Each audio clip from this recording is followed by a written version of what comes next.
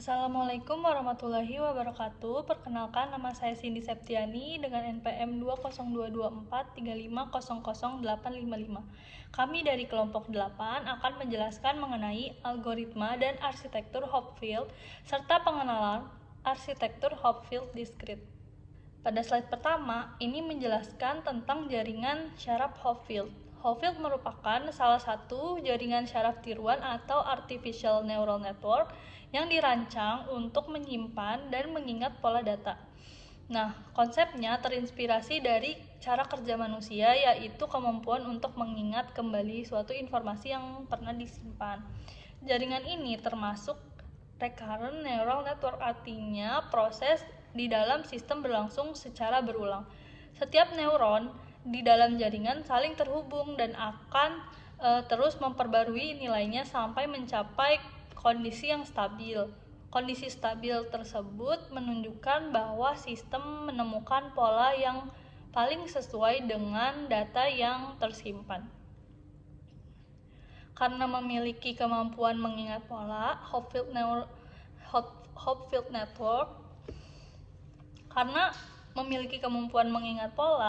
Hopfield Network digunakan dalam beberapa bidang seperti penyimpanan memori atau associative memory, lalu pengenalan pola atau pattern recognition, dan optimasi untuk mencari solusi terbaik dari suatu permasalahan.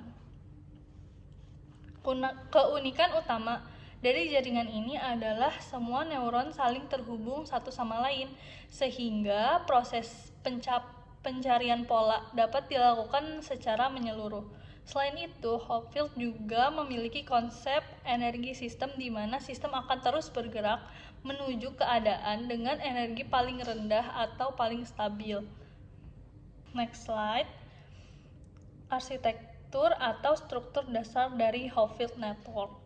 Hopfield memiliki ciri utama yaitu neuron saling terhubung satu sama lain, disebut fully connected.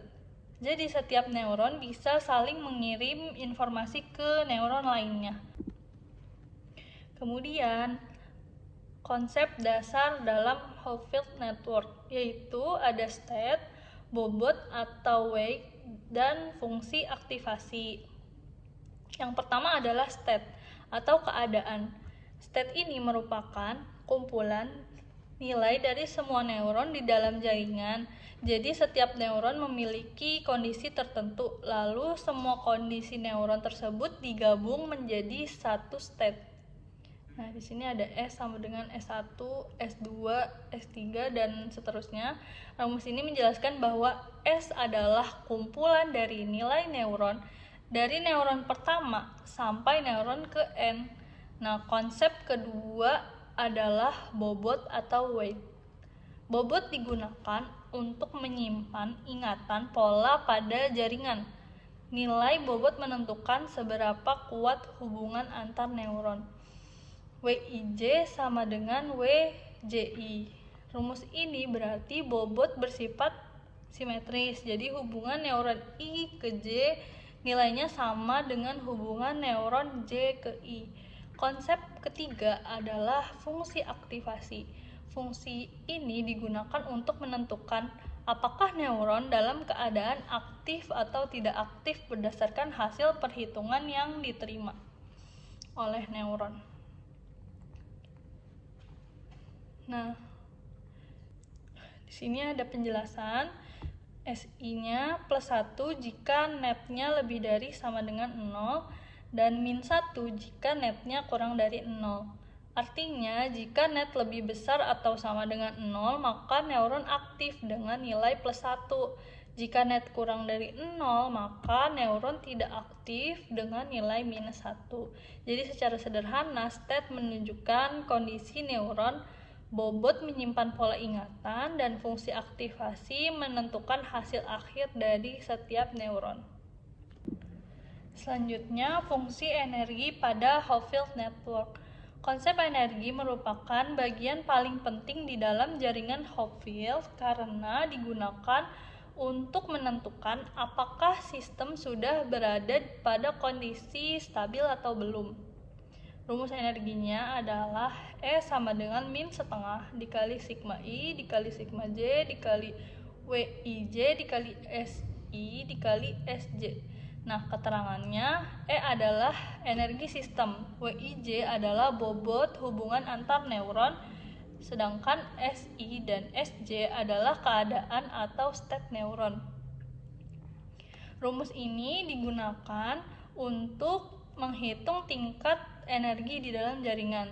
Saat proses berjalan, neuron akan terus memperbarui nilainya sehingga sistem semakin kecil. Energi sistem semakin kecil. Nah, Hopfield network akan selalu bergerak menuju energi minimum atau energi paling rendah. Kondisi energi minimum ini menunjukkan bahwa jaringan sudah mencapai keadaan paling stabil dan berhasil menemukan pola yang diingat. Proses menuju kondisi stabil tersebut disebut konvergensi. Analoginya sederhananya seperti bola yang menggelinding ke bawah lembah. Bola akan terus bergerak sampai menemukan posisi paling rendah dan stabil.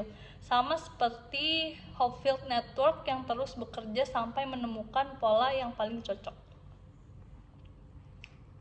Oke, next. Pada slide ini dijelaskan tentang algoritma atau langkah kerja Hopfield network. Proses dibagi menjadi 2 tahap, yaitu training dan recall. Tahap pertama adalah training atau menyimpan pola.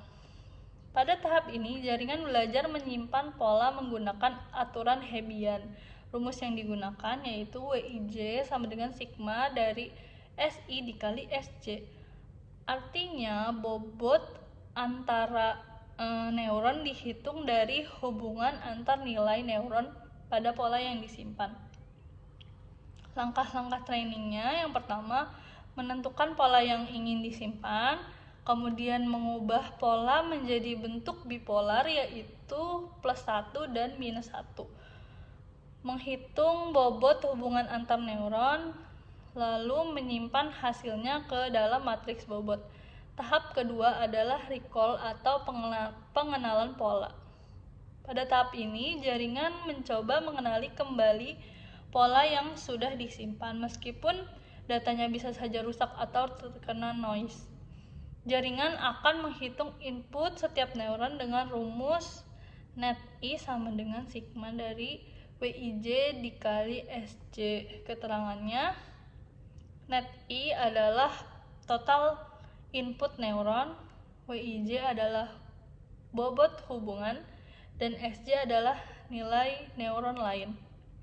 Setelah itu, neuron diperbarui menggunakan fungsi aktivasi untuk menentukan apakah nilai menjadi +1 atau -1. Nah, proses ini dilakukan berulang sampai jaringan menemukan kondisi yang stabil. Jadi secara sederhana, tahap training digunakan untuk menyimpan pola, sedangkan tahap recall digunakan untuk mengenali dan mengembalikan pola yang sudah pernah dipelajari.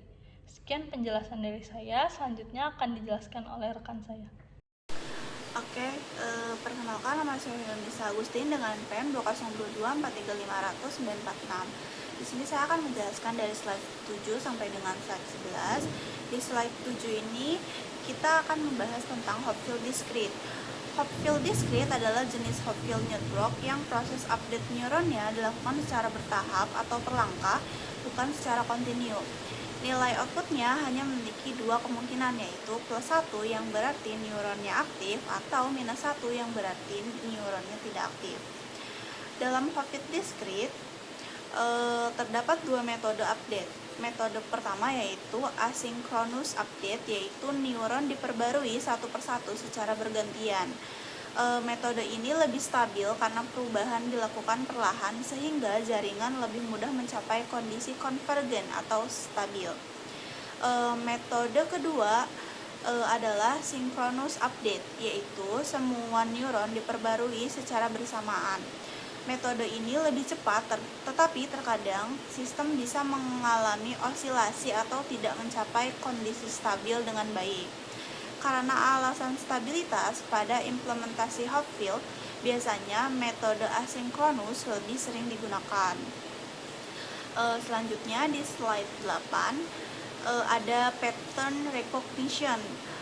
Hopfield Network bekerja sebagai asosiatif memori atau memori asosiasi. Artinya, jaringan mampu mengingat pola yang pernah dipelajari sebelumnya, lalu mengenali kembali pola tersebut walaupun input yang diberikan tidak lengkap ataupun mengalami kerusakan. Konsep ini mirip seperti cara kerja otak manusia. Contohnya, ketika kita melihat tulisan yang sedikit rusak, kita tetap bisa mengenali huruf atau kata tersebut karena otak kita pernah menyimpan pola aslinya. Cara kerja pengenalan pada Hopfield yaitu satu pola asli terlebih dahulu disimpan ke dalam jaringan, kemudian sistem menerima input yang mengandung noise atau kesalahan. Ketiga, jaringan akan memperbarui neuron secara berulang. Selama proses itu, energi sistem terus menurun hingga akhirnya jaringan mencapai kondisi stabil dan menghasilkan pola yang paling mirip dengan memori yang tersimpan. Jadi tujuan utama Hopfield bukan hanya mengenali pola, tapi juga memperbaiki pola yang rusak agar kembali seperti bentuk aslinya. Slide selanjutnya, di sini kita punya studi kasus. Contohnya adalah untuk pengenalan huruf H di studi kasus ini. Pada studi kasus ini, Hopfield digunakan untuk mengenali pola huruf H sederhana menggunakan grid 3x3. Pertama, pola huruf H direpresentasikan ke dalam bentuk matriks. Setelah itu, pola diubah menjadi bentuk vektor bipolar yang berisi nilai +1 dan -1. Nah, kita bisa lihat di X sama dengan itu nilai matriksnya. Nah, nilai 1 itu menunjukkan bagian aktif atau berisi, sedangkan -1 menunjukkan bagian kosong.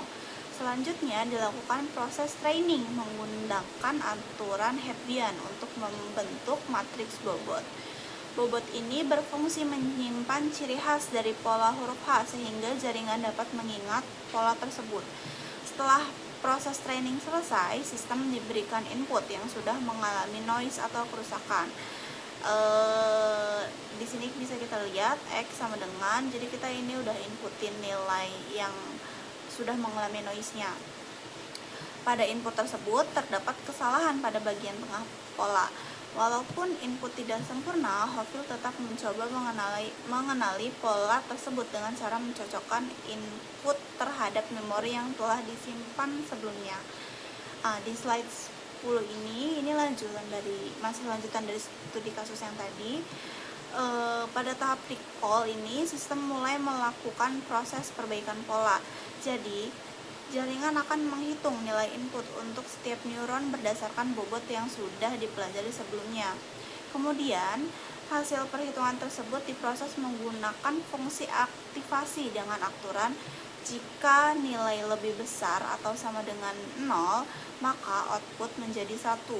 Dan jika kurang dari 0, maka output menjadi -1.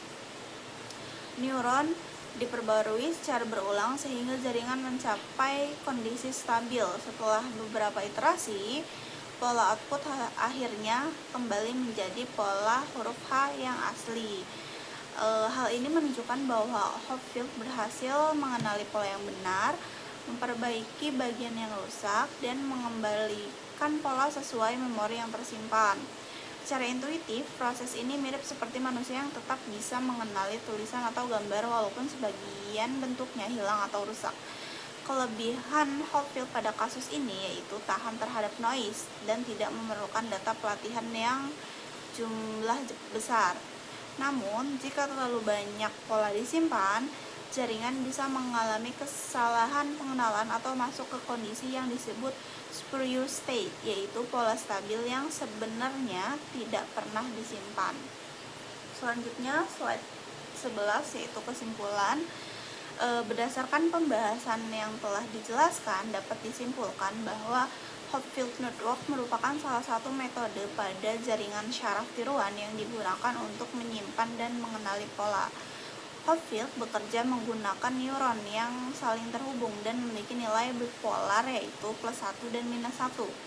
Jaringan akan terus melakukan update hingga mencapai kondisi energi minimum atau kondisi stabil.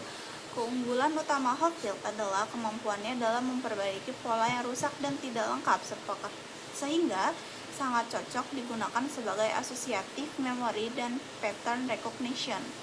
Selain itu, metode ini juga cukup sederhana dan tidak membutuhkan data dalam jumlah besar. Namun, Hopfield juga memiliki keterbatasan, terutama jika terlalu banyak pola disimpan, maka kemampuan recall bisa menurun dan dapat muncul pola yang tidak diinginkan. Walaupun demikian, Hopfield tetap menjadi salah satu konsep penting dalam perkembangan jaringan syaraf tiruan karena menjadi dasar bagi berbagai metode neural network modern. Terima kasih.